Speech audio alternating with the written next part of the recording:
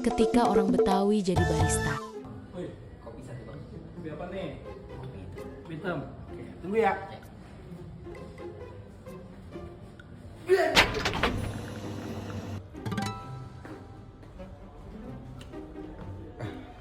Makasih ya bang. Siap, silakan. Yuk.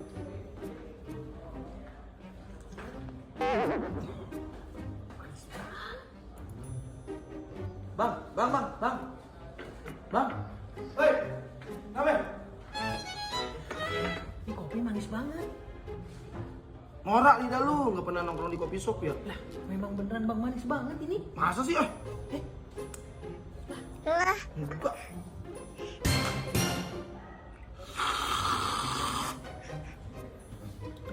Iya bener manis. Lu bayar. Lah ini woi, bayar. Itu yang minum. Biarin dah.